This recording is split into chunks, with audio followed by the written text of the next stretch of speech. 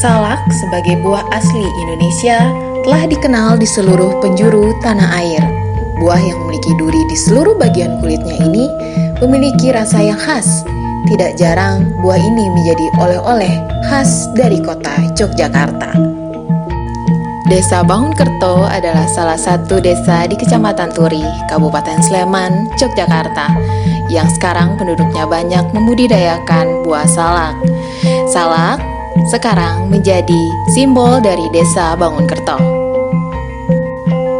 G2RT adalah model wirausaha berkelanjutan dengan semangat gotong royong yang berbasis 4 pilar, yaitu rantai, pasar, kualitas, dan merek wirausaha. Program ini dikonsep dan dibina oleh Ibu Rika Fatimah, dosen di Fakultas Ekonomika dan Bisnis Universitas Gadjah Mada.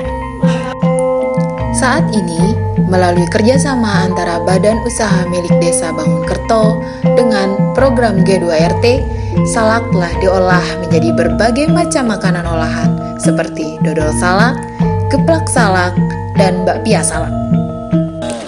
Jadi gini, untuk di masyarakat itu mereka sudah bikin beberapa macam olahan salak, ada dodol, geplak, keripik, dan macam-macam, banyak sekali lah, mungkin 20-an jenis ada. Nah, terus ada programnya Berikan Sini, itu kan kita hanya memfokuskan di 3 produk.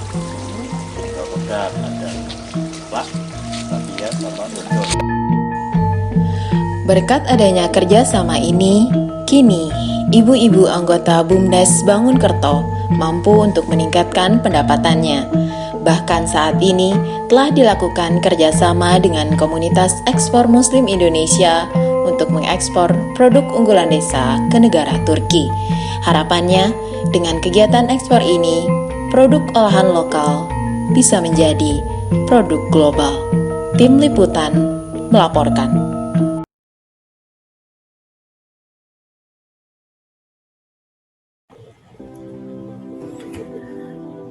Kali ini kita akan membahas terkait dengan kualitas. Kita tahu bahwa tujuan manajer operasional adalah untuk membangun sistem manajemen kualitas yang bisa mengidentifikasi dan memenuhi serta memuaskan kebutuhan dari pelanggan. Definisi kualitas seperti yang diadopsi oleh American Society for Quality, yaitu keseluruhan fitur dan karakteristik produk atau layanan yang didasarkan pada kemampuannya untuk memenuhi kebutuhan yang dinyatakan atau tersirat. Apa sih pentingnya mengelola, menjaga, dan meningkatkan kualitas? Kita bisa meningkatkan profitabilitas biasanya dengan 2 cara, itu dengan penjualan yang bisa kita dapat dengan lebih, kemudian bisa dengan mengurangi biaya. Kemudian saya jelaskan terkait sedikit 7 konsep dalam TQM atau Total Quality Management. Yang pertama ada Continuous Improvement. Jadi TQM ini membutuhkan proses perbaikan terus-menerus yang mencakup baik orang, peralatan, pemasok, bahan, prosedur. Nah, dasar filosofi ini adalah bahwa setiap aspek operasional dapat ditingkatkan menuju kesempurnaan. Kemudian yang kedua, Six Sigma.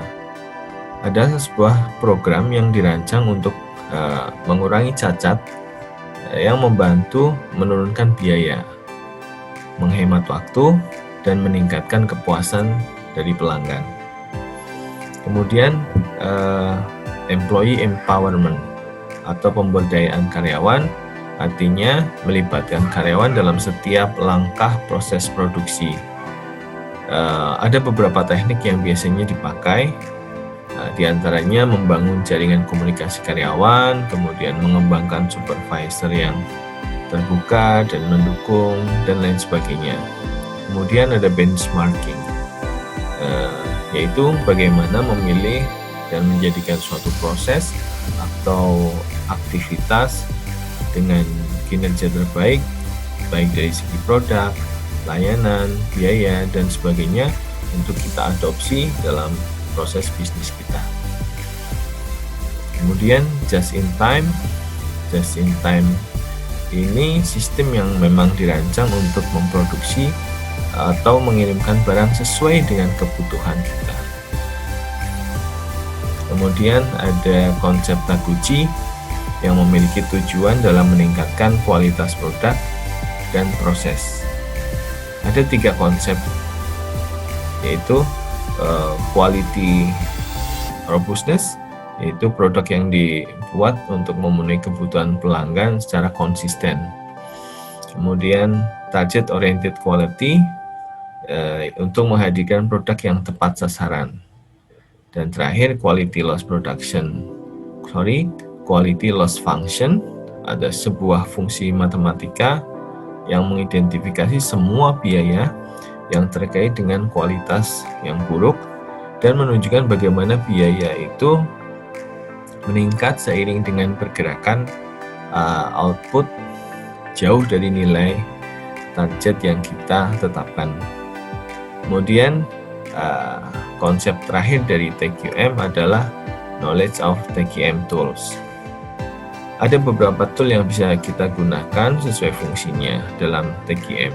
Di antaranya tool yang digunakan untuk mengenerate idea seperti check sheet, scatter diagram, kemudian diagram sebab akibat atau cause and effect diagram. Kemudian ada tools yang mengorganisasi data. Di antaranya kita bisa pakai Pareto chart dan flowchart. Kemudian ada juga tools yang digunakan untuk mengidentifikasi suatu masalah. Di antaranya histogram dan statistical process control chart. Kemudian itulah tadi teori sekelumit tentang quality. Kemudian kalau kita melihat dari Desa Bangun Kerto, apa yang sudah diimplementasikan tentunya banyak. Kemudian kelompok kita mengambil 2 di antaranya, yaitu yang pertama adalah quality improve profitability yang tadi sudah kita bahas. Jadi dalam merespon perubahan, terutama banyaknya permintaan olahan salak dari Desa Bangun Kerto, perlu adanya fleksibilitas operasi produksi dengan menggunakan alat produksi atau mesin untuk memenuhi kebutuhan pasar dalam jumlah yang besar. Kemudian ada pengembangan dari sisi karyawan. Adanya pendampingan dari tim G2ET dan dinas terkait dalam bentuk pelatihan-pelatihan. Hal ini dirasakan mampu meningkatkan kualitas sumber daya manusia masyarakat Bangun Kerto yang sebelumnya menjadi hambatan dari sisi SDM. Demikian dari quality. Terima kasih.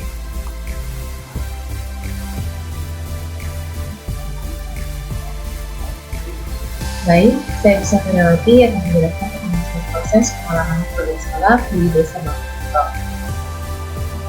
Di sini saya menjelaskan tentang proses produksi oleh Bangun Kerto ini yang merujuk pada teori produk fokus di dalam buku Operation Management by Hezek yang bisa ditemukan dalam lulus tahunan, yang menjelaskan tentang produksi ini dilakukan fokus pada produknya atau berorientasi pada produk dengan menginginkan jumlah output yang cukup besar dan jenis proses yang mudah.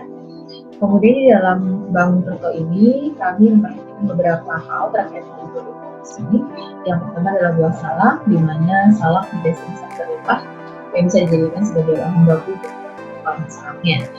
Kemudian proses yang mudah karena di sini prosesnya tidak memerlukan keahlian khusus, jadi bisa dilakukan pada mudah. Dan mesin di sini diperbantukan oleh Dinas dan juga Bank Indonesia untuk proses masak atau yang memerlukan berjam-jam untuk beraktivitas. Kemudian peralatan yang digunakan juga cukup sederhana, yaitu peralatan dapur yang ada di tempat lokal. Dan untuk pekerjanya, setiap kerja itu merupakan seluruh proses dari produksi produk olahan sapi, sehingga akan memudahkan kita saat selanjutnya. Kemudian permintaan, jadi mereka memproduksi produk salak ini sesuai dengan permintaan, seperti ada daerah Jawa dan di sekitarnya yang meminta untuk produk ini diproduksi. Nah, terkait dengan produknya, ini desa ini memiliki 3 produk andalan. Yang pertama adalah bakpia, geplak, dan cukro yang memang sekarang masih akan terus dikembangkan. Nah, ini adalah gambar salah satu dari mesin produksi yang digunakan ketika proses pemasakan pengolahan produk salak ini. Nah, ini adalah contoh alur produksi yang dilakukan oleh produk Nataga, di mana memproses produksi geplak atau dodol sehingga terlihat prosesnya. Nah, proses geplak dan dodol ini itu mirip, hanya berbeda di lama proses pemasakan, yaitu dari prosesnya. Ini berawal dari pembersihan dari sapi sendiri, kemudian pengembang, dan melakukan proses pemasakan dengan tambahan bahan lainnya. Kemudian setelah matang, dibungkus dengan bungkus plastik, kemudian ditimbang sesuai dengan ukuran kemasan dan dikemas dalam beberapa takaran berat, yaitu ada 100 gram, 150 gram, dan juga 250 gram. Ini adalah salah satu contoh dari kemasan yang diberikan ke dalam kemasan. Begitu dari saya, dan selanjutnya akan saya sampaikan. Terima kasih. Assalamualaikum warahmatullahi wabarakatuh. Nama saya Iqbal dan saya akan presentasikan mengenai agregat planning strategi. Agregat planning adalah pada dasarnya bagaimana seorang manajer menyesuaikan kapasitas produksi dengan permintaan pasar. Dalam membuat perencanaan strategi, manajer operasional perlu menjawab beberapa pertanyaan penting. Yang pertama, apakah inventory yang ada saat ini perlu digunakan atau dijual untuk memenuhi permintaan pasar selama periode perencanaan? Dan yang kedua, apakah perubahan jumlah tenaga kerja perlu dilakukan? Yang ketiga, apakah perlu menggunakan tenaga part-timer atau mungkin perlukah kita mempertimbangkan opsi melakukan overtime atau idle time? Yang keempat, apakah kita perlu menggunakan subkontraktor untuk memenuhi permintaan produk yang sifatnya berfluktuasi? Dan yang kelima, apakah harga produk perlu kita pertimbangkan untuk diubah untuk mempengaruhi jumlah permintaan yang ada? Nah, pertanyaan-pertanyaan di atas itu digunakan untuk memperjelas opsi yang dimiliki oleh seorang manajer operasional. Opsi yang ada itu ada dua.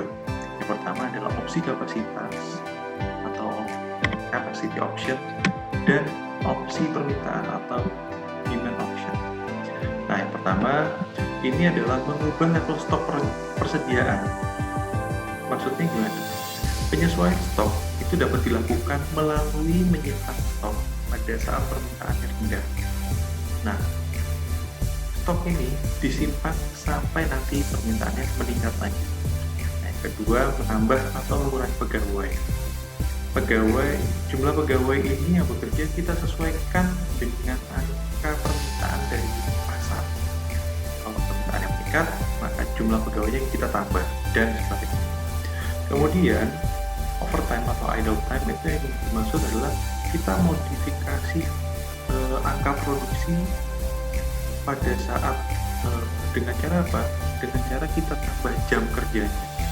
Kemudian kalau misalkan permintaannya permintaannya turun, ya kita turunkan jam kerjanya. Kemudian subcontracting.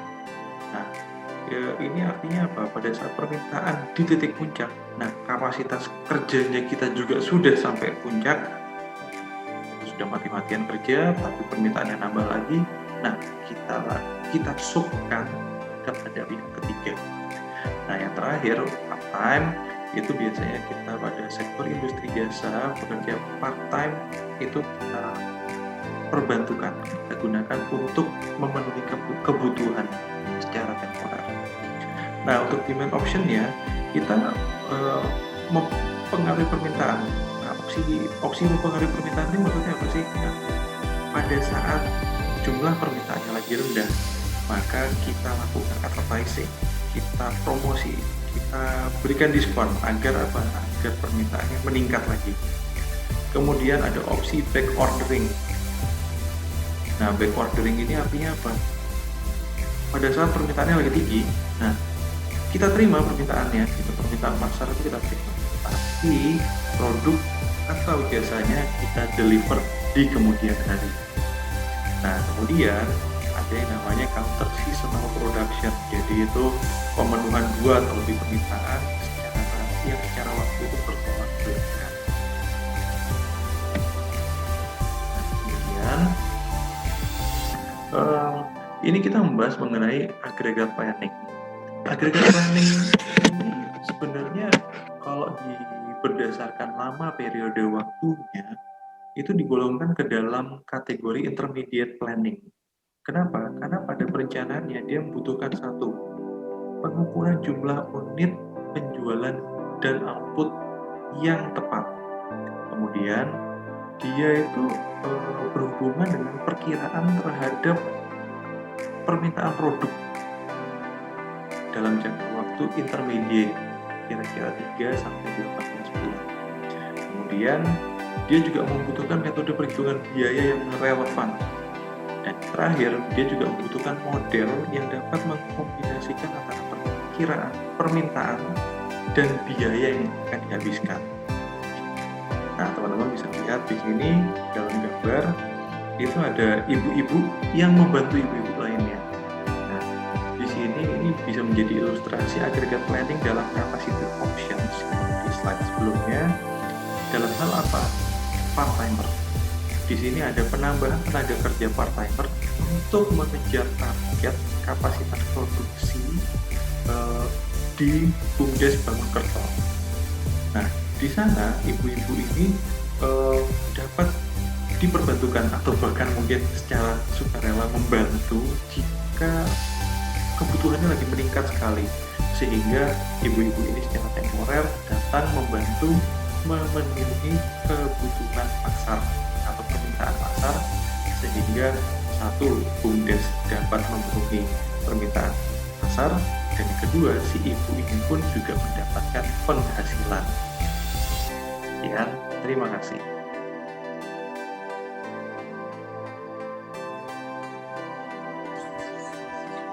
Saya Ari akan mempresentasikan competitive advantage.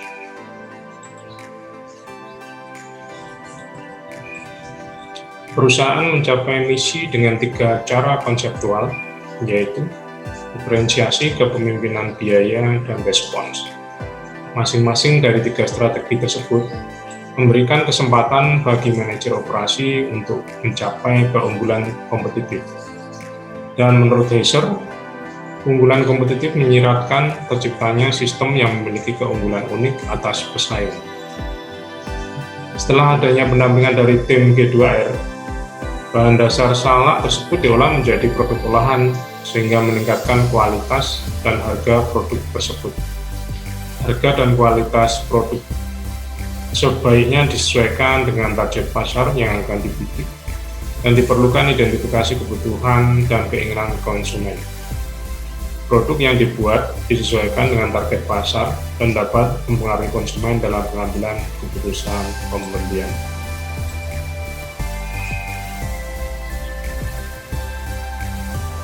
Baiklah, untuk selanjutnya saya Hardiana akan menerangkan slide tentang product design. Dalam hal ini kami mengambil product strategy option yang diambil dari buku Heiser halaman 163 hingga 164. Antara lain, pertama adalah differentiation. Strategi produk yang bisa dikembangkan diferensiasi dapat ditempuh dengan cara yang berbeda dibarengi dengan kualitas yang tinggi sehingga berbeda dan unik. Nah, produk olahan salak Desa Bangunkerto ini diproduksi selaras dengan cita rasa kuliner lokal khas Yogyakarta seperti bapia, kepak, dan dodol, sehingga bercita rasa unik dan khas jika dibandingkan dengan produk snack pada umumnya. Kemudian yang kedua adalah local strategy, di mana dengan memaksimalkan panenan yang berlimpah dari Desa Bangunkerto, sekaligus pemberdayaan warga desa dengan prinsip gotong royong, diharapkan dapat menciptakan biaya produksi yang rendah. Kemudian rapid response. Diterik dari survei State of Snacking dari Mondelez 2019 bahwa konsumen kini mencari snack sehat berbahan baku alami. Nah, produk olahan salak ini sudah sangat memiliki unsur tersebut, sehingga tinggal dikemas dan dipasarkan secara global dengan bantuan chain dari G2RT, sehingga menghasilkan produk yang memenuhi tuntutan pasar dan dengan keunggulan yang kompetitif. Kemudian produk ini dapat dikembangkan secara bertahap sesuai dengan product development stage, di mana produk pada awalnya merupakan sebuah konsep dan dinilai kualitas produknya oleh para tenaga ahli di G2RT dapat dikembangkan sesuai dengan customer requirement dan functional specification. Kemudian desainnya ini kembali bisa direview untuk dilakukan test market hingga introduction to market yang pada akhirnya tetap dilakukan evaluasi berdasarkan kinerja penjualan dan customer review.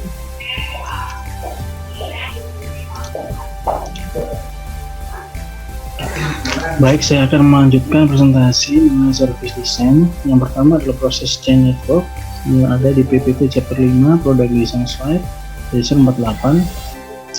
Untuk teori yang digunakan dalam proses chain network yaitu focuses on the ways in which processes can be designed to optimize interaction between firm and their customer. Jadi ini kita sebagai perusahaan memfokuskan diri untuk mengoptimalkan interaksi dengan customer kita.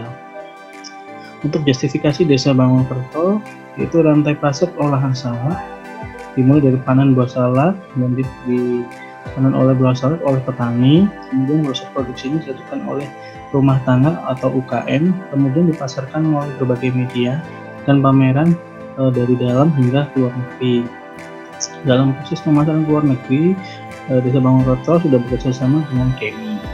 Untuk rekomendasi sendiri untuk olahan salak di Desa Bangunkerto yaitu produk olahan salak yang memungkinkan konsumen mengolah atau berkreasi terhadap produk tersebut. Contohnya itu selai salak.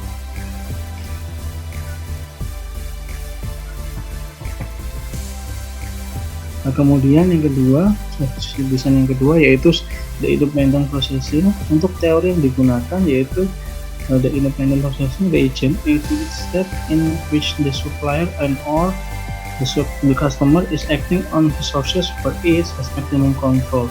Ini ada di buku GIZ 2017 page 180. Justifikasi sendiri di Desa Bangunkerto yaitu tim bisnis Desa Bangunkerto mengorganisasikan proses produksi menggunakan kegiatan independent processing yang dikerjakan oleh petani dan rumah tangga dalam memenuhi permintaan atau jumlah yang akan dipasarkan.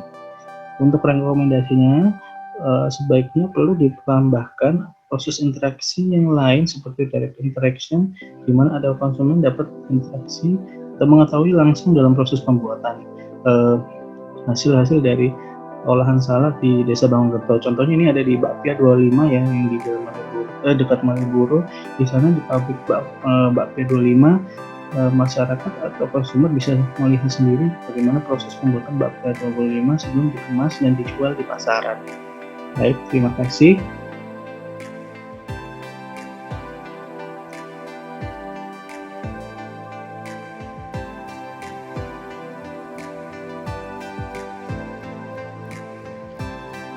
Baik, saya Fiska dan saya akan mempresentasikan tentang teori just in time. Just in time ini merupakan suatu konsep yang awalnya digagas oleh Taiji Okno dan diaplikasikan pada pabrik Toyota. Konsep ini menekankan adanya nilai tambah pada setiap aktivitas. Jika aktivitas tersebut tidak memberikan nilai tambah, maka hal tersebut dianggap sebagai suatu pemborosan. Nah, konsep JIT sendiri ini dikenal sebagai Ono Seven Ways. Di dalam buku Heiser kita temukan bahwa ada 7 hal yang merupakan suatu pemborosan, yaitu produksi yang berlebihan, di mana memproduksi lebih dari yang pelanggan minta, ataupun terlalu cepat memproduksi merupakan suatu pemborosan. Kemudian antrian, adanya waktu tunggu akibat barang yang tidak bergerak ataupun barang yang tidak diproses merupakan suatu pemborosan. Transportasi, pergerakan barang antar pabrik ataupun antar pusat kerja dan menanganinya lebih dari satu kali merupakan suatu pemborosan. Persediaan, di mana bahan mentah yang tidak perlu, barang dalam proses, barang jadi maupun persediaan yang berlebihan disebut sebagai suatu pemborosan. Gerakan, pergerakan peralatan atau orang yang tidak menambah nilai adalah suatu pemborosan. Proses yang berlebihan, pekerjaan yang dilakukan pada produk yang tidak menambah nilai merupakan suatu pemborosan. Produk yang rusak, pengembalian, klaim garansi, dan pengerjaan ulang adalah suatu pemborosan. Nah, penerapan konsep JIT ini dalam pengolahan salak G2RT di Bangunkerto adalah untuk produksinya, produksi olahan salak telah disesuaikan dengan permintaan pembeli. Jadi persediaan hanya satu kali pengolahan. Jadi ibu-ibu yang ada di Desa Bangunkerto ini biasanya hanya memproduksi satu kali produksi sehari sebagai suatu persediaan. Jadi mereka memproduksi sesuai dengan permintaan dari pembelinya. Tetapi ibu-ibu juga tetap memiliki persediaan walaupun persediaan tersebut hanya sedikit. Nah, sehingga dalam hal ini tidak ada produksi yang berlebihan. Antrian, di mana proses pengolahan salak masih sangat sederhana, tidak membutuhkan alur produksi yang panjang sehingga tidak ada proses yang terjeda. Kendala yang saat ini dihadapi adalah adanya penggunaan alat yang masih sederhana. Nah, dengan gerakan dari G2RT ini, ibu-ibu mulai mendapatkan bantuan seperti dari bantuan alat dari BI. Nah, transportasi, di mana pemindahan bahan baku ke tempat produksi lancar. Sebagian besar anggota G2RT merupakan petani salak, sehingga tidak ada kendala dalam proses suplai bahan baku. Selain itu juga lokasi pengolahan berada di antara sentra perkebunan salak. Jadi untuk hal transportasi ini di dalam G2RT di Bangunkerto tidak ditemukan adanya waste di bidang transportasi. Selanjutnya adalah di persediaan, di mana pengolahan salak menjadi produk olahan dilakukan dalam sekali pemrosesan sehari, sehingga tidak ada barang setengah jadi maupun barang jadi atau persediaan yang berlebihan. Seperti yang saya sampaikan tadi, memang mereka punya persediaan, tetapi persediaan itu hanya sekali proses pengolahan saja. Itu pun juga digunakan ketika ada orang yang datang langsung ke tempat ataupun ketika permintaan yang sudah dipenuhi dari pembeli itu berlebihan, jadi mereka masih punya persediaan. Nah, selanjutnya adalah gerakan, di mana pembagian kerja di Desa Bangunkerto itu sudah dilakukan dengan baik. Tenaga kerjanya juga merupakan tenaga kerja yang berpengalaman, terutama dalam proses pengolahan menjadi dodol dan juga geplak salak. Kenapa? Karena hal tersebut awalnya mereka memang sudah bisa mengolah salak tersebut gitu. Jadi itu merupakan suatu resep yang turun-temurun, kemudian banyak orang yang tahu sehingga mereka pun berpengalaman di bidangnya. Nah, proses yang berlebihan di mana pengolahan salak masih menggunakan peralatan dan teknologi yang cukup sederhana.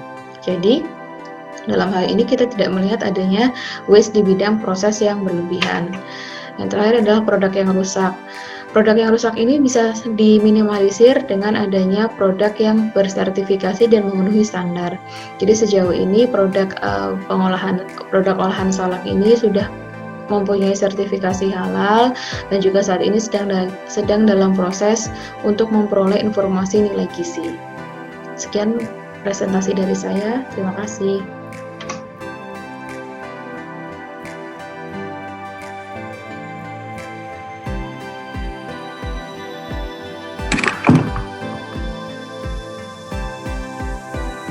Halo, nama saya Wahyu Arif.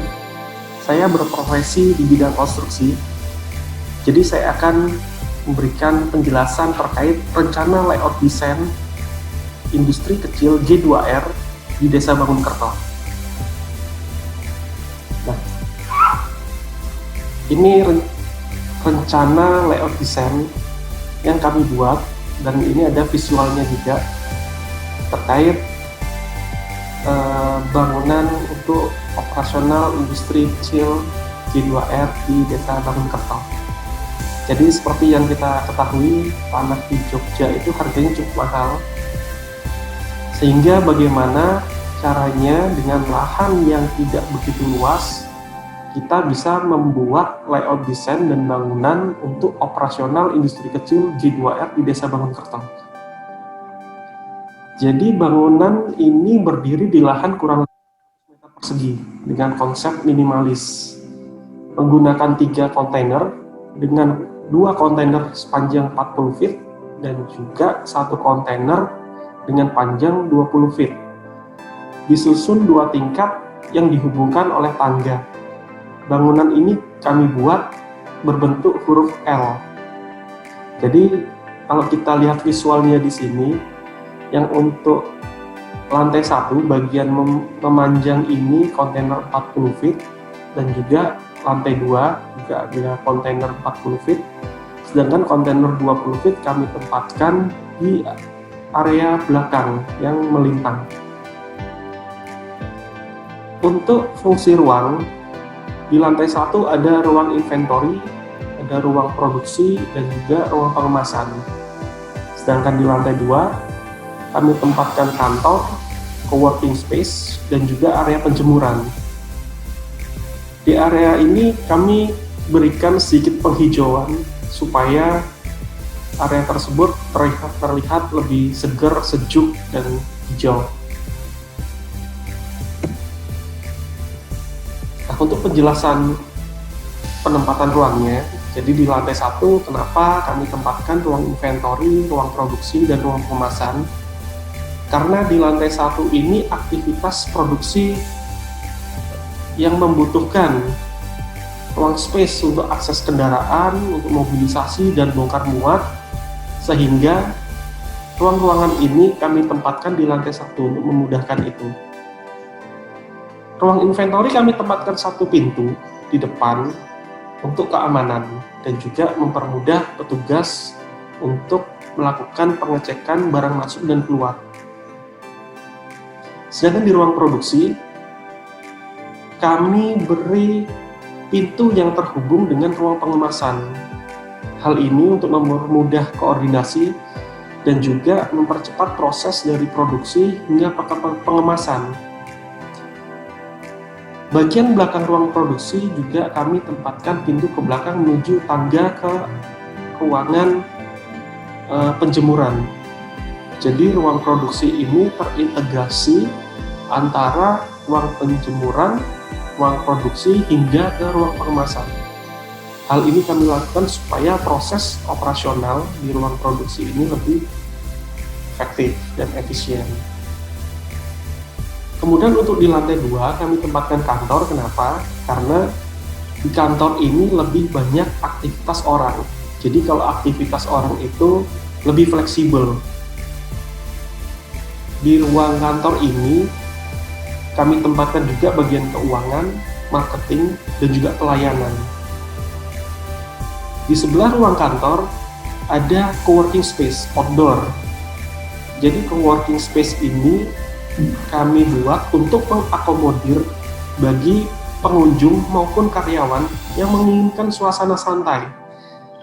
Jadi untuk para karyawan yang menginginkan suasana kerja yang santai daripada di indoor, mereka bisa memanfaatkan ruangan outdoor tersebut.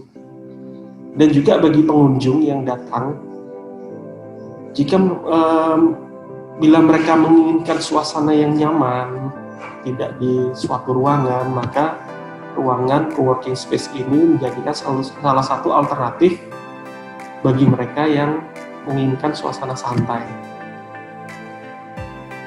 Kemudian ada ruang penjemuran. Kami memanfaatkan atap kontainer sebagai ruang penjemuran. Jadi ruang penjemuran ini kami tidak menempatkan ruangan khusus, tapi kami memanfaatkan kontainer, atap kontainer untuk ruangan tersebut. Sehingga semua ruangan yang ada di kontainer ini, semua ruang, semua bidang itu kami gunakan seefisien mungkin. Tidak ada ruangan-ruangan mubazir yang tidak terpakai.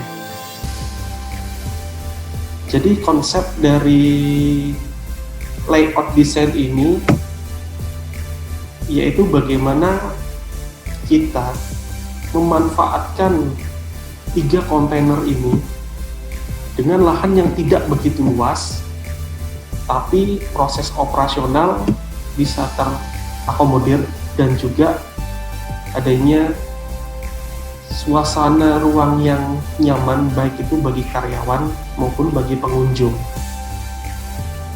Mungkin seperti itu penjelasan dari saya, semoga bermanfaat dan jangan lupa jaga kesehatan.